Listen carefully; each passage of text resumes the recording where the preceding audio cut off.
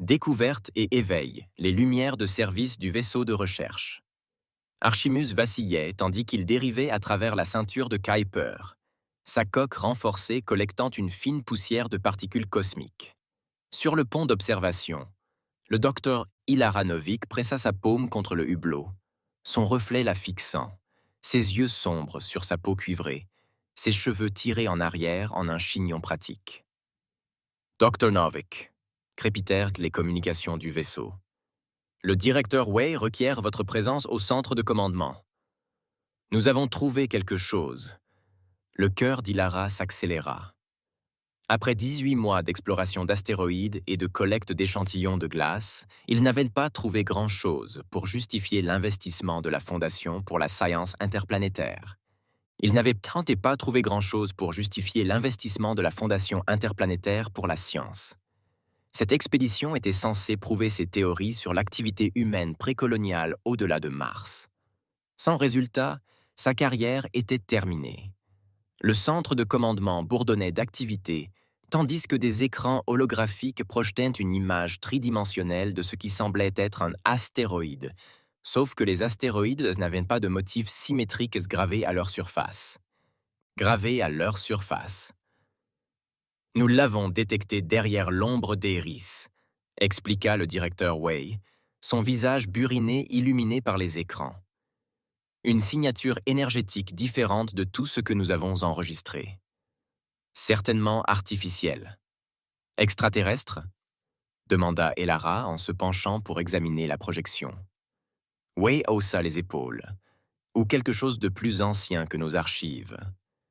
L'objet mesurait environ 200 mètres de long, sa surface étant composée d'un matériau qui absorbait plutôt que de réfléchir leur faisceau de balayage. Le plus intrigant étaient les motifs géométriques qui pulsaient d'une faible luminescence bleue le long de sa coque.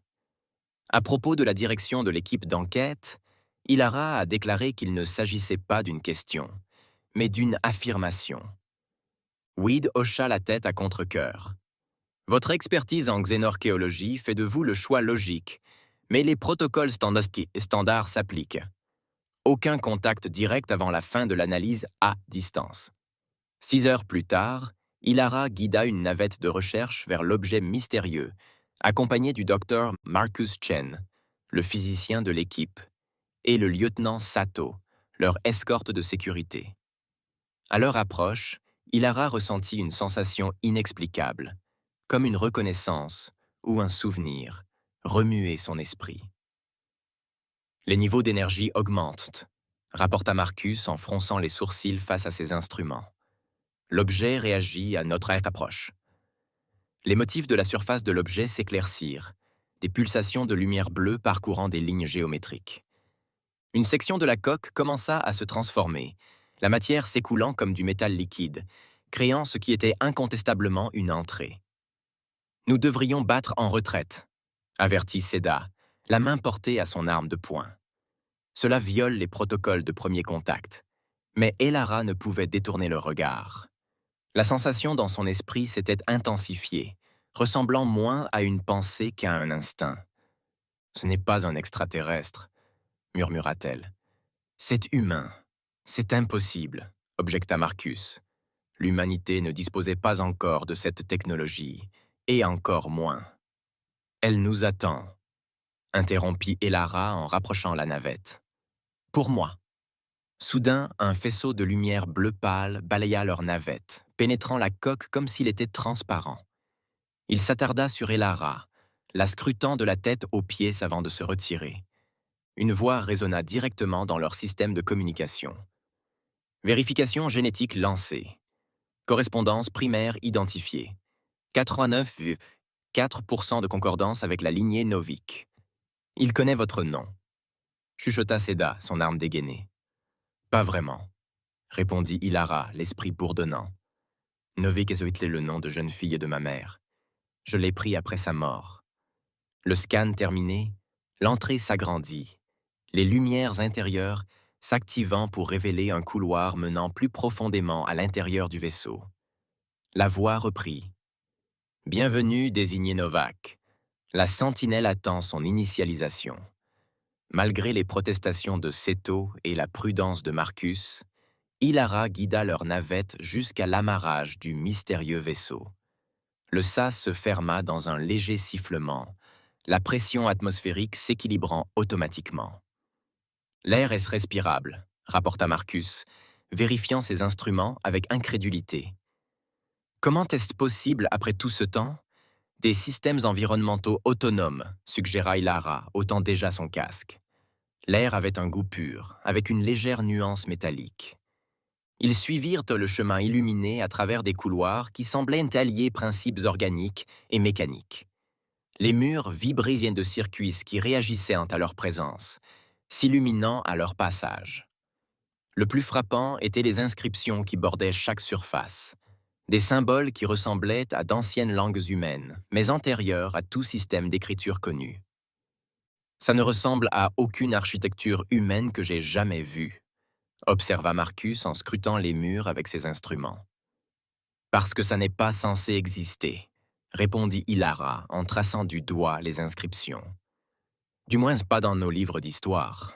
Ils entrèrent dans une salle circulaire dominée par un siège de commandement entouré d'interfaces holographiques inactives. À l'approche d'Ilara, les systèmes s'activèrent, projetant des cartes stellaires et des schémas techniques dans toute la pièce. Une silhouette humanoïde apparut devant eux, la représentation holographique d'une femme vêtue d'un uniforme différent de tout autre modèle militaire moderne. Je suis Air Aya, réseau de renseignement réactif avancé, annonça l'hologramme, gardienne de la sentinelle et gardienne du protocole de récupération. Qu'est-ce que la sentinelle? Demanda Ilara, attiré vers le siège de commandement comme attiré par une force invisible. La Sentinelle est l'un des 7 vaisseaux contenant la somme de la première civilisation de l'humanité, expliqua Ariad. Médecin dans tout le système solaire, attendant sa réactivation lorsque la menace reviendra. Première civilisation. Marcus l'interrompit. Quelle menace? L'hologramme resta impassible. Une divulgation complète nécessite un accès autorisé. Novak, désigné génétiquement, doit initier une synchronisation neuronale pour accéder à l'intégralité des archives. Elara hésita devant le siège de commandement. Vous dites que les humains avaient une civilisation avancée avant l'histoire écrite. C'est... Il y a environ 15 000 ans standard, confirma Araya, la civilisation humaine a atteint la singularité technologique. La civilisation que vous connaissez représente la seconde ascension de l'humanité. Si c'est vrai, pourquoi n'y a-t-il aucune preuve? Demanda Sato. Parce qu'elle a été volontairement effacée, murmura Ilara. Les pièces du puzzle se mettent en place. Le fossé archéologique dans le développement humain. Les chaînons manquants de l'évolution. Ils ne manquaient pas. Ils ont été supprimés. Elia hocha la tête. Le protocole de récupération exigeait une régression technologique complète pour assurer la survie de l'humanité. Avant qu'Elara ne puisse poser d'autres questions, une alarme retentit dans la salle. La silhouette d'Eria vacilla tandis qu'elle annonçait. Des vaisseaux non autorisés approchaient. Des signatures d'identification d'entreprise étaient détectées.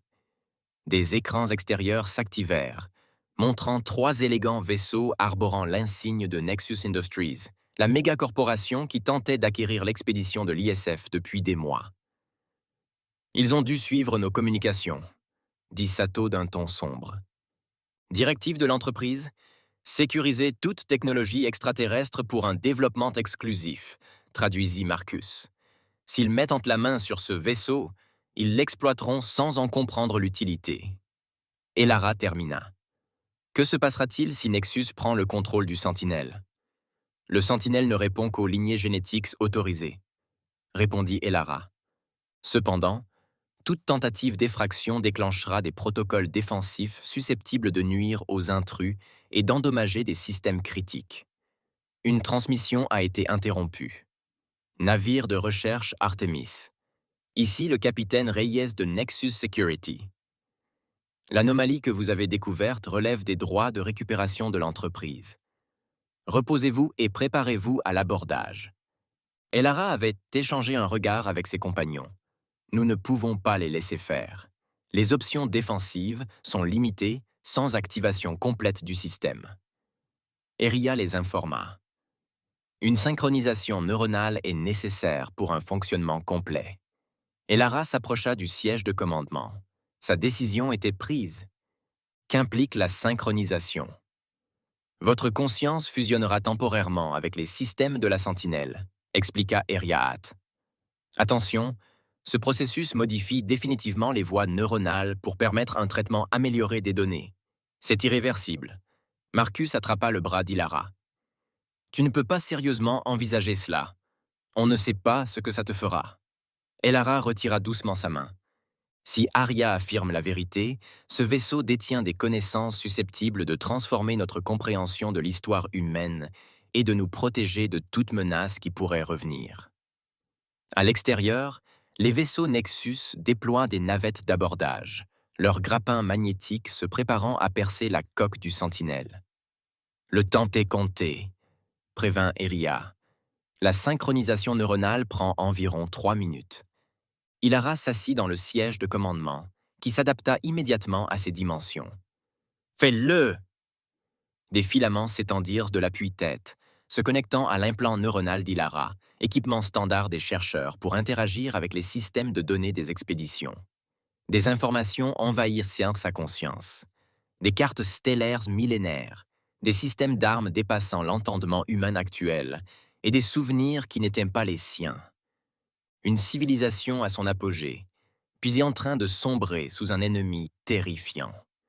Elle revoyait la Terre telle qu'elle était cette autrefois, avec ses mégapoles atteignant la stratosphère et ses chantiers navals orbitaux construisant des vaisseaux comme le Sentinelle.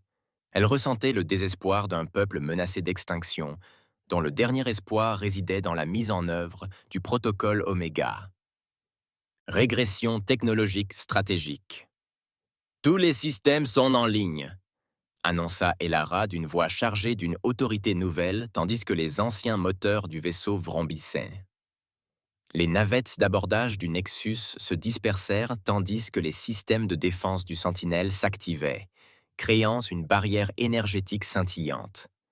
Grâce à la perception accrue d'Ilara, les informations d'Aria se dévoilèrent avec une clarté cristalline. La Sentinelle était l'un des 7 vaisseaux cachés dans tout le système solaire, chacun contenant un fragment de la connaissance collective de l'humanité, préservé pour le jour où les moissonneurs reviendraient, des organismes collectifs à base de silicium qui consommaient systématiquement les mondes, transformant la matière en extension d'eux-mêmes. Nous devons avertir la Terre, dit Ilara, les systèmes tactiques du vaisseau indiquant la trajectoire de retour la plus efficace. Les moissonneurs reviennent. Des capteurs longue portée ont détecté leur approche il y a 3 jours. Ils ne nous croiront jamais, objecta Sato. Pas sans preuve. Alors nous leur en apporterons, répondit Ilara, sa conscience désormais liée à la vaste base de données de la Sentinelle. Cap sur la Terre, le second réveil commence maintenant. Alors que l'ancien vaisseau accélérait vers le système solaire interne, laissant les vaisseaux Nexus loin derrière, Elara sentit le poids de 15 000 ans d'histoire cachée peser sur elle. L'humanité avait déjà frôlé l'extinction et choisi d'oublier plutôt que de se souvenir. Cette fois, il lui faudrait se souvenir de tout pour espérer survivre. Retour et révélation. Le voyage vers la Terre a duré 36 heures, une fraction du temps qu'il aurait fallu avec des moteurs conventionnels. Ilara a passé la majeure partie de ce temps dans le siège de commandement, sa conscience entrelacée avec les systèmes de la Sentinelle, tandis que des connaissances anciennes affluaient dans son esprit. Marcus et Seto l'observaient avec une inquiétude croissante, alors qu'elle parlait moins fréquemment, ses yeux reflétant la lueur bleue des interfaces du vaisseau. Est-elle toujours elle-même? Demanda Marcus à Eira Ray à voix basse, même s'il soupçonnait qu'Elara pouvait tout entendre à bord du vaisseau. Le processus de synchronisation neuronale préserve la personnalité et les souvenirs fondamentaux, lui assura Eira Ray. Cependant, l'esprit humain a besoin de temps pour s'adapter à ce système d'information élargi. Et ensuite, insista Saito, reviendra-t-elle à la normale? L'expression holographique d'Arai ne révéla rien. Il n'y a pas de précédent pour la normalité dans ce scénario. Les désignés n'étaient pas censés exister à une telle distance du contexte de la première civilisation. Alors qu'ils approchaient de l'orbite terrestre, 12 vaisseaux de la force de défense terrienne se sont déplacés pour les intercepter, les encerclant dans une formation de confinement standard. Leurs armes, canons électriques et torpillets à plasma semblaient primitives comparées aux capacités du Sentinelle qu'Ilara comprenait désormais parfaitement. Vaisseau non identifié, vous êtes entré dans l'espace restreint de la Terre, annonça le message du vaisseau amiral de l'EDF, l'Indomptable. Coupez les moteurs et préparez-vous à l'abordage. Ilara ouvrit un canal, la voix ferme malgré le flot d'informations qui continuait de déferler dans sa conscience. Ici, le docteur Ilara Novak, du vaisseau de recherche Artemis de l'ISF. J'ai découvert un vaisseau spatial humain préhistorique contenant des informations cruciales sur une menace imminente pour la Terre. Un silence. Puis, Dr Novak, on vous ordonne de rendre le vaisseau. Les scanners de défense révèlent une technologie de conception inconnue. Obligation de se conformer. Avant qu'Ilara puisse répondre, un canal privé s'ouvrit. Une femme aux cheveux noirs aux mèches argentées et portant l'insigne d'amiral apparut sur l'écran. Dr Novak, je suis l'amiral Elena Harlow, du commandement central de l'EDF. Vous avez semé le trouble. Nexus Industries a porté plainte pour vol contre vous, et mes supérieurs s'inquiètent des signatures d'armes que nous détectons. Amiral. Elara répondit. Ce vaisseau est antérieur à l'histoire humaine connue. Il contient les preuves d'une civilisation avancée qui existait il y a 15 000 ans. La même menace qui a failli les détruire est de retour, et nous avons moins de 2 semaines pour nous préparer. L'expression d'Harlow resta soigneusement neutre. Docteur à la station EDF Artemis, nous y discuterons de vos découvertes. 6 heures plus tard, Elara était assise dans une salle d'interrogatoire stérile, des amortisseurs neuronaux l'empêchant d'accéder à l'interface de la sentinelle à laquelle elle s'était habituée. Face à elle, l'amiral Harlow étudiait les données des scanners neuronaux d'Ilara, tandis que 2 agents de sécurité montaient à l'intelagarde. « Votre activité cérébrale présente des schémas inédits », remarqua Harlow. Les médecins affirment que votre architecture neuronale a été fondamentalement altérée par une technologie inconnue. « Zone intégrée à mes systèmes », expliqua Ilara. « L'information est authentique. Amiral, les moissonneurs sont réels et ils approchent de notre système solaire. » Harlow posa sa tablette. « Dr Novik, connaissez-vous l'excavation lunaire de 2089 ?» Ilara fronça les sourcils. L'exploitation minière qui a découvert ces formations cristallines inhabituelles a été abandonnée après que des effondrements structurels ont tué 17 ouvriers. « Ce n'était pas seulement un effondrement structurel, » dit Harlow d'une voix calme. « Mon père dirigeait cette expédition. » Le rapport officiel ne mentionne pas ce qu'ils ont découvert enfoui sous la surface lunaire. Une technologie cristalline aux propriétés insoupçonnées. La nuit suivant l'analyse des échantillons, mon père s'est réveillé en hurlant à propos de vaisseaux de cristal dévorant des mondes. Il ne s'en est jamais complètement remis. Les moissonneurs laissent des vestiges cristallins, dit Ilara en se penchant en avant. Votre père a trouvé des preuves de la première invasion, où il a découvert des formations naturelles qui l'ont conduit à des délires paranoïaques, rétorqua Harlow. Tout comme ce vaisseau l'a apparemment fait pour vous. La porte s'ouvrit, laissant entrer une grande femme aux cheveux gris indisciplinés et aux yeux dépareillés. Un marron, un bleu artificiel. « Docteur Ilara Novak, » dit-elle avec un enthousiasme non dissimulé. « Je suis vos travaux depuis votre thèse sur les schémas protolinguistiques des artefacts précoloniaux. »« Dr Novak, voici le professeur Samira Tarani, » présenta Harlow, notre cénobiologiste de renom, et la seule scientifique prête à risquer sa réputation sur la base de vos affirmations. Tarani s'approcha d'Ilara avec fascination. « J'ai examiné vos données neuronales. Si c'est une illusion, C'est la plus structurée que j'ai jamais documentée. Ce n'est pas une illusion, insista Ilara. La Sentinelle contient tout le patrimoine technologique de l'humanité, préservé pour nous aider à combattre au retour des moissonneurs. Et vous prétendez être génétiquement lié à ses créateurs originels? Demanda Tarani.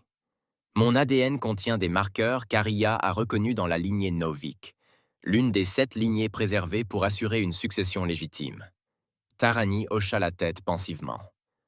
Amiral, je voudrais avoir l'autorisation d'accéder directement aux bases de données du Sentinelle. Refusé, répondit fermement Harlow. Le vaisseau a été mis en quarantaine. Nos ingénieurs ne peuvent même pas percer la coque sans risquer de l'endommager. Conçue pour se protéger elle-même, expliqua Elara, elle ne répondra pleinement qu'au personnel autorisé. Pratique, dit Harlow avec scepticisme. Tarani se pencha en avant. Il existe un autre moyen de vérifier ces affirmations. J'ai détecté des schémas de rayonnement inhabituels dans l'héliosphère, exactement là où les enregistrements de la Sentinelle prédisent l'émergence des moissonneurs. Le visage posé de Harlow se fissura légèrement. Vous n'avez pas signalé cela. Parce que je serais renvoyé aussi vite que le docteur Novak, rétorqua Tarani. Mais les données sont claires. Un phénomène massif ralentit aux confins de notre système solaire. Un officier subalterne a fait irruption dans la pièce sans frapper. Amiral, la Sentinelle a rompu sa quarantaine. Il active ses systèmes de propulsion. Les 3 hommes se précipitèrent sur le pont d'observation juste à temps pour voir les moteurs du Sentinelle s'embraser d'une flamme bleue, le vaisseau évitant sans effort les navires militaires qui le poursuivaient, tout en accélérant vers l'autre système. « Il va intercepter les moissonneurs », murmura Ilara, comprenant instantanément. « Sans pilote peut-il fonctionner de manière autonome ?» demanda Harlow. « Pas à pleine capacité », répondit Ilara. Aer Aya a dû déclencher le protocole d'urgence. La Sentinelle tentera de retarder les moissonneurs pendant que nous nous préparons. « Se préparer comment ?» demanda Harlow. « Se préparer comment ?» demanda Harlow. « Si ce que vous dites c'est vrai, nous sommes confrontés à un ennemi qui a vaincu une civilisation bien plus avancée que la nôtre. » Pas vaincu, corrigea Elara. Nos ancêtres ont choisi la régression comme stratégie. Ils ont dissimulé leur technologie et leur savoir, paraissant inoffensifs jusqu'au départ des moissonneurs. Mais ils ont conservé ce savoir, dit Tarani, dont elle comprit les implications. À bord de vaisseaux comme le Sentinelle. 7 vaisseaux, confirma Elara, chacun contenant un fragment de notre héritage, attendant que les lignées désignées les reprennent. « Et où sont ces autres vaisseaux ?» demanda Harlow. « Je connais leurs coordonnées, dit Hilaro. La base de données du Sentinelle indiquait leur position. L'un sous la glace d'Europe, un autre dans les couches nuageuses de Vénus, un 3e au pôle martien. » Harlow prit une décision. « Professeur Tarani, rassemblez une équipe de nos meilleurs scientifiques. Je veux tout savoir des données neuronales du Dr Novak. Les meilleurs scientifiques. Je veux tout ce que nous pouvons apprendre des données neuronales du Dr Novak. Je m'occuperai des politiciens. Ils ne vous croiront pas, prévint Hilaro. Alors je les forcerai à croire, répondit Harlow d'un ton sombre. Mon père a passé 20 ans à être traité de fou. Je ne laisserai pas sa justification arriver trop tard pour sauver l'humanité. Au cours de la semaine suivante, les gouvernements du monde entier ont réagi avec un scepticisme prévisible aux avertissements de Harlow. Nexus Industries a lancé une campagne médiatique affirmant que Sentinel était leur technologie exclusive, volée par Elara, seulement lorsque des télescopes à longue portée ont confirmé l'approche de la masse. Trop grande et trop intentionnelle pour être naturelle, la tendance a commencé à s'inverser. Elara travailla sans relâche avec Tarani, extrayant chaque information utile de sa mémoire améliorée. Des équipes furent dépêchées pour localiser les autres vaisseaux sentinelles, tandis que les forces de défense se mobilisaient dans le monde entier. Sans les amortisseurs neuronaux, Elara conservait un lien ténu avec la sentinelle originelle, désormais positionnée aux confins du système solaire, première ligne de défense de l'humanité. Cela nous fait gagner du temps, expliqua-t-elle, lors d'une réunion d'urgence du Conseil de la Terre unie. Mais cela ne peut les arrêter à lui seul. À quoi sommes-nous confrontés exactement? Demanda la présidente du Conseil, une femme sévère dont le scepticisme avait finalement cédé la place à une acceptation morose. Ilara projeta des images extraites de ses souvenirs, des entités cristallines qui consommaient de la matière, la transformant en davantage d'elle-même, se propageant à travers les mondes tel un cancer scintillant. Les cueilleurs ne nous reconnaissent pas ça comme une vie intelligente, expliqua-t-elle. Ils perçoivent que les espèces organiques et comme des ressources à exploiter. Nos ancêtres ont découvert qu'en apparaissant technologiquement primitifs, nous étions considérés comme une cible peu prioritaire. Alors nous faisons à nouveau semblant d'être primitifs. Un autre membre du conseil s'esclaffa. Non, répondit fermement Ilara. Cette stratégie ne fonctionnait que parce que les moissonneurs poursuivaient leur cycle de récolte galactique. Ils reviennent spécialement pour la Terre, et les apparences ne les décourageront pas. Alors, que proposez-vous, Dr. Novak? Demanda le président. Nous nous battons, dit simplement Elara. Avec chaque parcelle de notre héritage oublié, nous pourrons le récupérer à temps. 2 jours plus tard, l'expédition vers Europe revint avec le 2e vaisseau Sentinelle. Celui-ci contenant une technologie d'armement adaptable aux plateformes de défense existantes. L'équipe martienne rapporta avoir localisé le 3e vaisseau, enfoui sous la calotte glaciaire polaire. L'humanité travailla avec une unité sans précédent, entreprises et gouvernements mutualisant leurs ressources pour une défense commune. Hilary se tenait sur la plateforme d'observation de la station EDF Artemis, observant la Terre tourner en contrebas, belle, fragile et inconsciente d'avoir déjà frôlé l'extinction. L'amiral Harlow la rejoignit, lui offrant une tasse de thé fumant. La première sentinelle a engagé le Harvester Vanguard, rapporta Harlow. Il fonctionne au-delà des attentes, mais le gros des forces arrivera dans les 48 heures. Elara hocha la tête, ressentant l'écho lointain de la bataille à travers sa connexion avec le vaisseau. Il n'a jamais été conçu pour combattre seul. Serons-nous prêts? Demanda Harlow. La question attendait avec responsabilité. Il faudra bien l'être, répondit Ilara. Nous avons adapté la technologie de bouclier de la sentinelle vénusienne pour couvrir les principaux centres de population. Les systèmes d'armes Yoruba sont intégrés à notre réseau de défense. Ce n'est pas ce que possédaient nos ancêtres, mais c'est plus que ce que nous avions il y a 1 semaine. Et après, insista Harlow, si nous survivons à cela, qu'adviendra-t-il de toute cette technologie récupérée? À vous. Ilara sourit faiblement. Telle est la question, n'est-ce pas? Devons-nous accepter notre héritage et redevenir ce que nous étions autrefois, ou trouver une nouvelle voie? Le système d'alerte de la station interrompit leur conversation. Amiral Harlow au centre de commandement. La force principale des Harvesters a accéléré. Arrivée estimée dans 6 heures. Alors qu'il se hâtait dans les couloirs de la station, Ilara ressentit une soudaine poussée dans sa connexion neuronale. Une explosion de données provenant de la première sentinelle avant qu'elle ne se taise. Détruite lors du premier engagement, mais non sans avoir transmis des informations tactiques cruciales. Dans le centre de commandement, des écrans holographiques montraient la flotte de Harvesters en approche. Structures cristallines, à la géométrie impossible, à la fois magnifiques et terrifiantes par leur symétrie extraterrestre. La première sentinelle est partie, annonça Elara, ressentant sa perte comme une douleur physique. Mais elle a accompli sa mission. Je connais leur schéma d'attaque, leur vulnérabilité. Elle s'est connectée directement au système de commandement et a téléchargé les données tactiques. Leurs structures cristallines résonnent à des fréquences spécifiques. Si nous modulons nos armes pour qu'elles correspondent à ces schémas harmoniques, nous pouvons les détruire. Tarani termina son discours, calculant déjà les ajustements nécessaires. Tandis que les forces de défense combinées de la Terre effectuaient leurs derniers préparatifs, Elara s'adressa à l'état-major, ses yeux reflétant la détermination qui avait porté l'humanité à travers son histoire oubliée. Il y a 15 000 ans, nos ancêtres ont affronté ce même ennemi, et ont choisi de se cacher plutôt que d'être détruits. Ils ont préservé leur savoir, leur technologie et même leur lignée pour cet instant.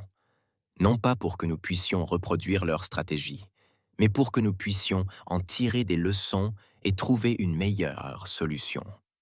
Elle désigna les écrans montrant des plateformes de défense du monde entier, intégrant la technologie de plusieurs vaisseaux sentinelles, une sagesse ancestrale adaptée aux besoins modernes. Aujourd'hui, nous ne nous cachons pas. Aujourd'hui, l'humanité se dresse et se bat. Les premiers vaisseaux moissonneurs sont entrés en orbite terrestre 6 heures plus tard, leur surface cristalline réfractant la lumière du Soleil dans des jeux de prismes qui trahissaient leur objectif destructeur. Ils n'ont pas été confrontés aux défenses primitives qu'ils attendaient, mais à des armes forgées dans le passé oublié de l'humanité, modifiées par leur ingéniosité présente. Alors que la bataille s'engageait, Ilara se tenait au cœur de la coordination des défenses terrestres. Son esprit amélioré traitant les données tactiques à une vitesse qu'aucun humain non modifié ne pouvait égaler. Grâce à elle, le savoir de la première civilisation humaine se déversa dans la seconde, non pas en remplacement, mais en complément. L'humanité, unie face aux ténèbres qui approchaient, révéla sa véritable nature. Non pas celle de l'espèce primitive que les moissonneurs avaient rejetée des millénaires plus tôt, mais celle des héritières d'un héritage plus ancien et plus puissant qu'ils ne l'avaient jamais imaginé. La sentinelle s'était réveillée, l'humanité s'en souvenait, et cette fois, elle ne serait pas obligée d'oublier.